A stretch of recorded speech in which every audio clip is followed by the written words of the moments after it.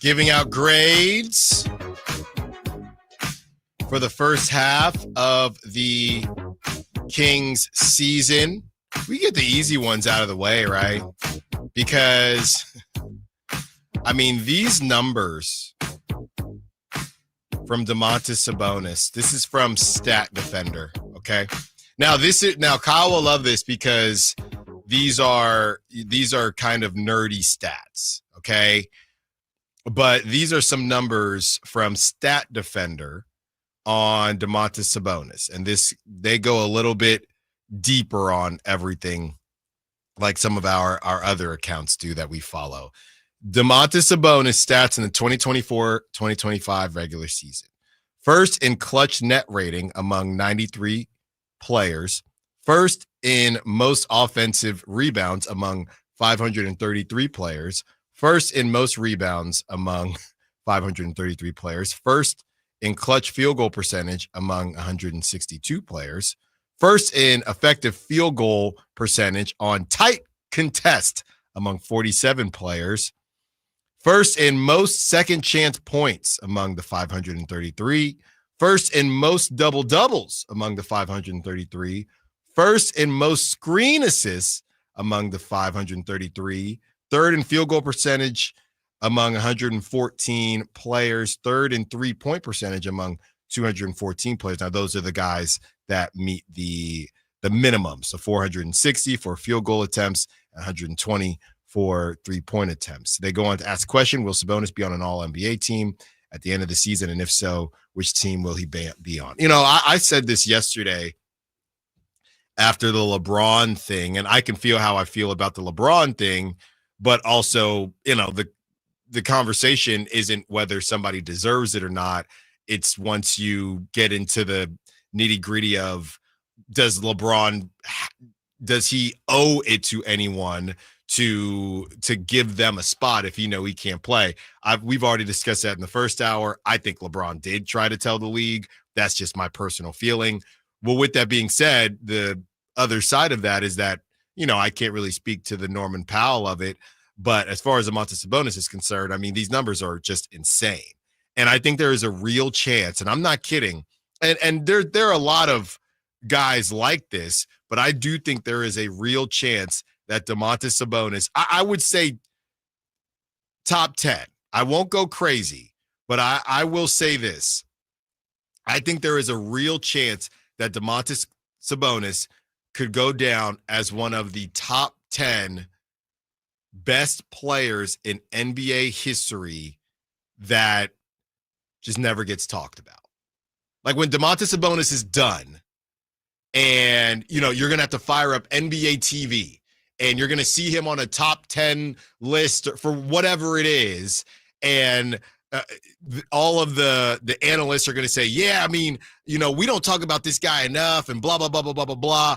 Whatever that list is, I don't even know who else is on that list, but Domantas Sabonis will be top 10 best player in the NBA that we'll say doesn't get talked about enough or just gets forgotten, which is part of the Sacramento thing. It's part of the winning thing. You take that leap as a team after the Beam Team season, maybe things go differently. But as it's presently constructed, if they don't start to make some playoff runs, he will probably have one of the top 10 best careers in NBA history that will be forgotten, which is just a crazy statement based on what he's doing. Crazy. Domantas Sabonis has a chance of getting into the Hall of Fame one day. I'm not saying it's going to happen. I'm saying there is a real chance that it might happen. There's a chance it might happen. I'm not going to say real chance. Basketball Reference gives it like a 10% chance right now. But you know how Lamar Jackson didn't win MVP this year, even though statistically it might have been the best season of his career? Yeah. This is, without question, the best season of Domantas Sabonis' career, and he's made multiple All-NBA teams. You mentioned those stats, and I'd also throw out he is the second best shooter by volume in the NBA this year at 60%. He's averaging career highs in points, career highs in rebounds, career highs in 3-point field goal percentage. He's a full rebound ahead of the next closest player for most rebounds in the NBA, and he's 2 full rebounds ahead of the third place player for rebounding. So he's having maybe the best season. He's having one of the greatest rebounding seasons of the last 25 years. And he also might not make All NBA this year, right? Because Wemby and Karl Anthony Towns both just made these giant leaps from where they were last year. And Sabonis is making an incremental leap and was an All NBA center last year. However, just the big men have all gotten really good in this league. It's the same argument for why he didn't make All NBA the first time. It's like, or I'm sorry, why he didn't make the All-Star team. You can say that Domantas Sabonis deserves to be All NBA because he's been one of the 15 best players in the league this year, and I agree with you. However, Wemby was not on the All NBA team last year, and Karl Towns is not on the All NBA team last year, and both of them are having better seasons than Domantas Sabonis. So that's the tough situation we're in right now. This is probably the best season of Sabonis's career, and he's also on the outside looking in for All NBA right now. Yeah, it's an interesting time in the NBA because there's so much talk, especially this weekend, the All-Star weekend, about the face of the NBA, whatever it is. I don't really know who it's going to be Wemby. I'm pretty sure of it, but whether it's Wemby or Anthony Edwards, even though he doesn't want it to be, or Shea, there is just a lot of good basketball being played.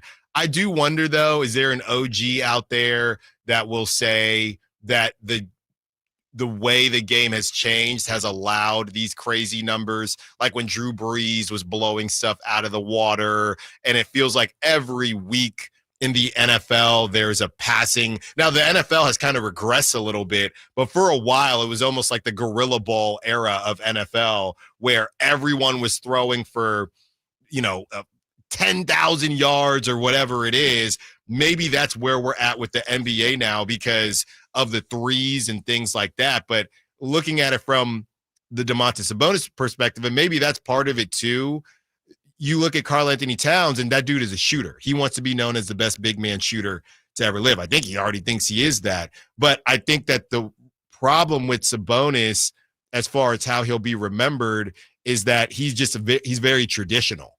And a lot of these dudes, but how he's traditional isn't seen as extraordinary. So you have the hybrid bigs that are the Karl Anthony Towns of the world. You have the Rudy Gobert bigs who are the defensive player of the year guys.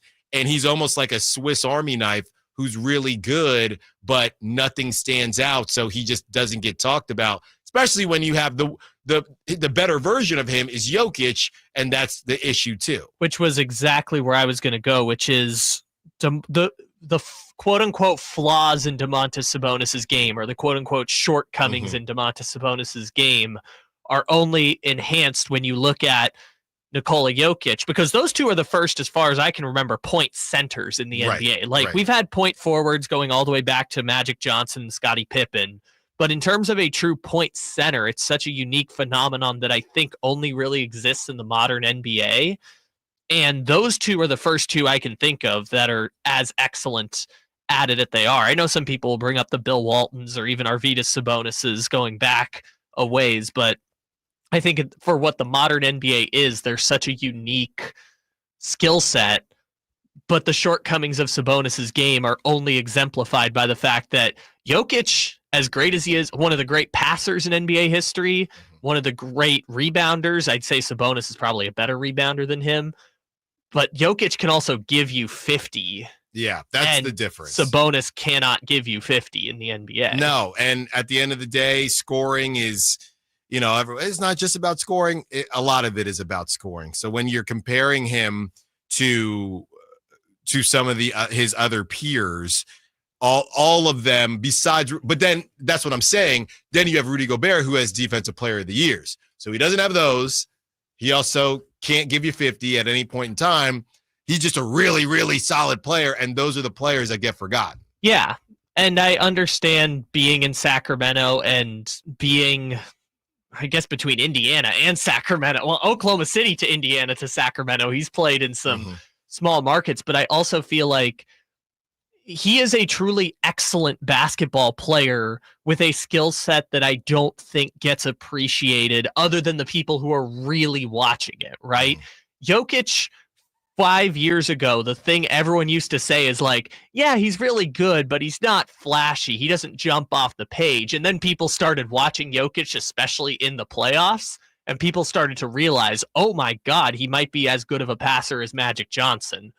Or, oh my goodness, he might be as good of a scorer as Larry Bird.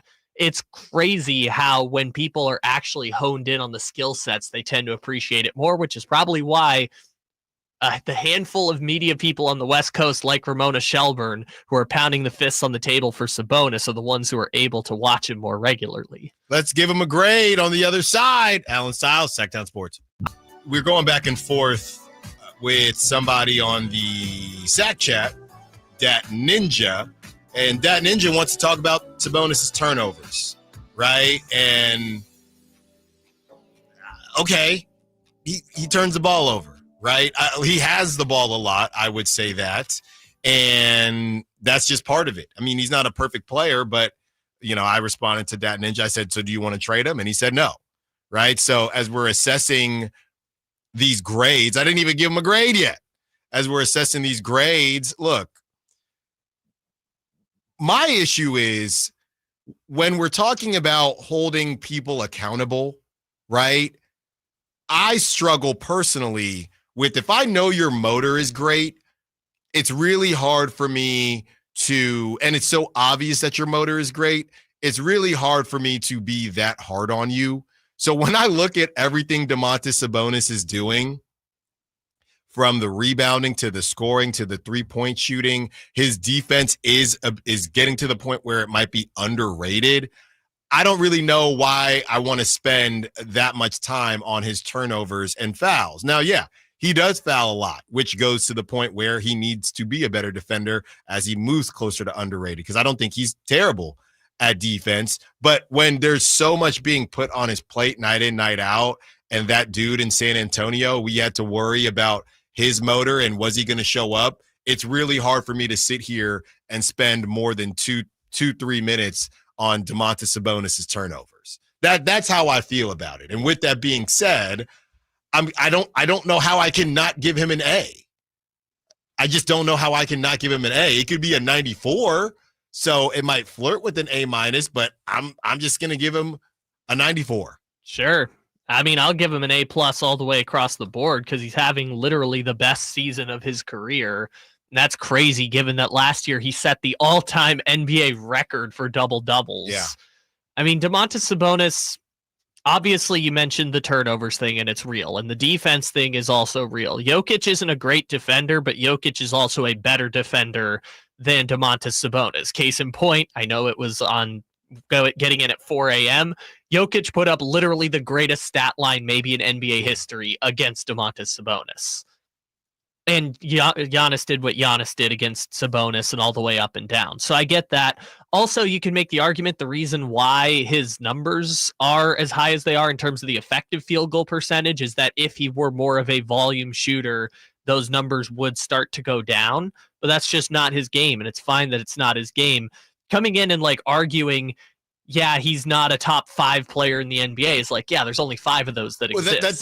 That's the Kevin O'Connor argument. That has been the Kevin O'Connor argument. And when he was of Yahoo Sports, and when he was asked, this was more so right after the Beam Team season when Domantas Sabonis didn't play that well in that series, and Kevon Looney did his thing. When he was asked what should they do, he kind of mentioned, if I'm not mistaken, trading him, but he didn't really have an answer either. Yeah. So nobody is saying that Domantas Sabonis is Nikola Jokic, is Giannis, Joel Embiid when he's healthy. But where do we go from that? We're also in Sacramento. Okay. So you can't just acquire these dudes. You have to maybe draft these dudes. So to me, we can talk about it, but he's in his prime. He kind of is who he is. He is improving because look at his 3-point percentage. So I just think it is what it is. Yeah, I think this is sometimes a misconception about these rankings because I agree. I believe wholeheartedly that I agree with your point and believe wholeheartedly you cannot win an NBA championship unless you have one of the 7 best players in the league. But the 7 best players in the league is constantly changing. Mm-hmm. Sometimes it's changing month to month based on production and performance. Giannis Antetokounmpo has been regarded as a top 5 player in the league for 6 years now? And obviously injuries play a factor, but the Milwaukee Bucks haven't won a playoff series in 3 years. So it's not always as simple as these are the 7 best players, and if you don't have one of those, they're not there. Sometimes Sabonis plays like a top 20 player. Sometimes Sabonis plays like a top 10 player in the NBA. Night to night, those things can change. Week to week, those things can change. Jokic and SGA are running away with the MVP right now because both of them just had insane heaters of a January that pulled them away from the rest of the pack. So I think the best course of action is always to, when you have one of those guys who could be one of the top 10 players in the league, just prioritize putting them in a position to succeed, and you can go from there. I mean, that was the thing De'Aaron Fox was asking for years and years, was just put us in a position to succeed and let us show you what I can do, but also what we can do. Want to give De'Aaron Fox a grade? I didn't think so. The 916 says defense and wins got to count for something on the grade. I hear you. And someone on the SAC chat is saying, I feel like this is local bias. He is very good player, but an A, no way. Maybe you got me here. I mean, we are in Sacramento. Is that very surprising? I mean, we're not saying, or at least I'm not saying that he is an A player in life or whatever it is. If I'm assessing the first half, night in, night out, there were 2 guys I never had to question whether they were going to show up.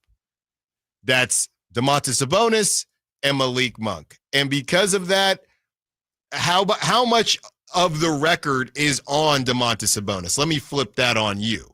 How much of the record would you say is on Domantas Sabonis? Because I would say that ain't on Domantas Sabonis. He's doing his job.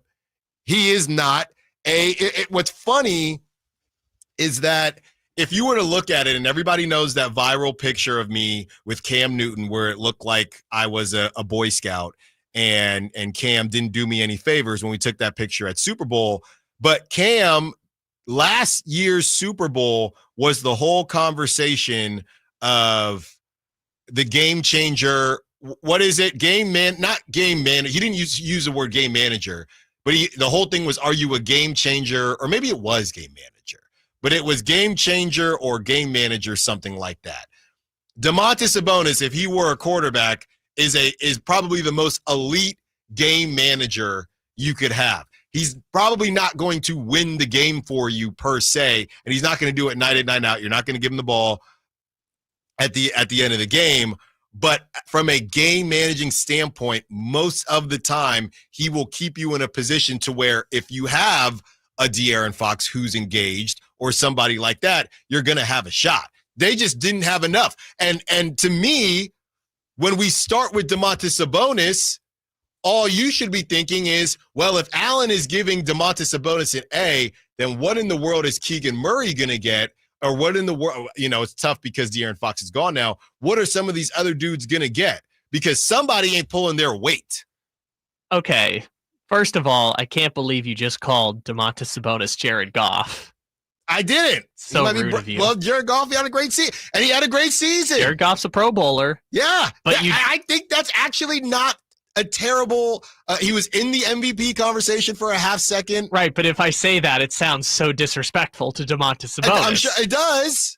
And they're, it's apples to pears. It's not apples to oranges. Second of all, to the point about the defense, yes, Domantas Sabonis isn't the greatest defender in the world, but he's not a net negative on defense. I know everyone laughs when I bring up O LeBron, D LeBron, C LeBron, G LeBron, but if I gave you D LeBron ratings for 3 players, right, and they are 47, 46, and 45, you would say that those players are basically the same on defense, right? Rough, those 3 players are Nikola Jokic, Domantas Sabonis, and Giannis Antetokounmpo. Yeah. Okay, he is as good of a defender as Nikola Jokic, and that's fine. It doesn't have to be blown out of proportion to be like he'll never be an elite player without it. No, it's not that. Is he as good on offense as Nikola Jokic or Giannis Antetokounmpo? No, of course not. That's why he's Domantas Sabonis, who's fighting to get into the All-Star game.